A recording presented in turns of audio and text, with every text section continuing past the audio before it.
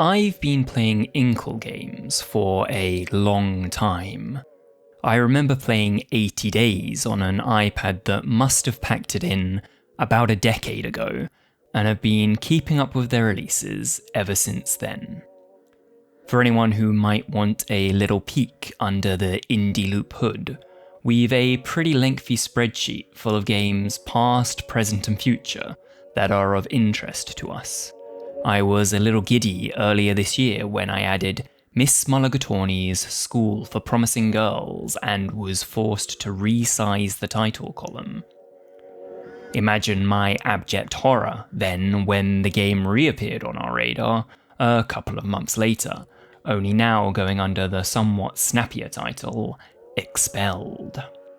It is, for reasons I'll get into, probably a good move from Inkle, and I'm sure Renowned Explorers International Society is thrilled to have its longest name crown back, but I refuse to hide my own personal disappointment. Luckily, that's just about the biggest disappointment I had with Expelled, and as soon as the opening credits rolled, I was more than ready to throw myself into the game, with almost as much intensity as hockey captain Louisa Hardcastle finds herself thrown through a stained glass window.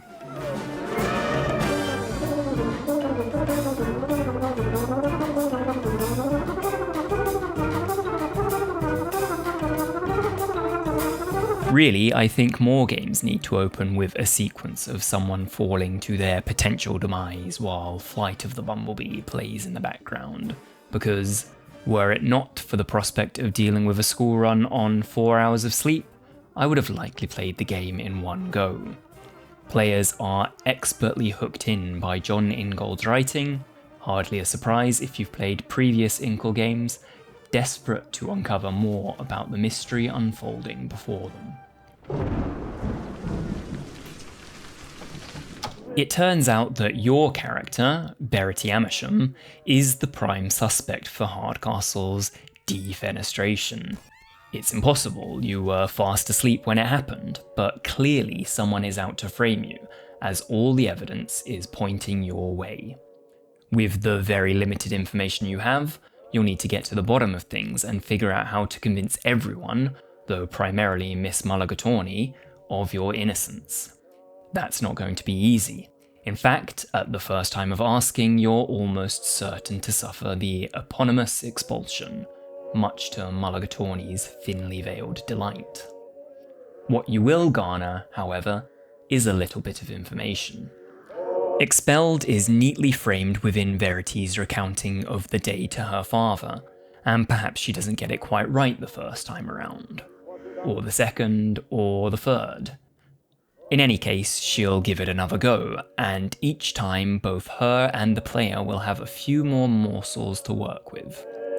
Perhaps not enough to get things exactly right, but enough to correct a few mistakes here and there, enough to edge the story that one bit closer to a preferable outcome.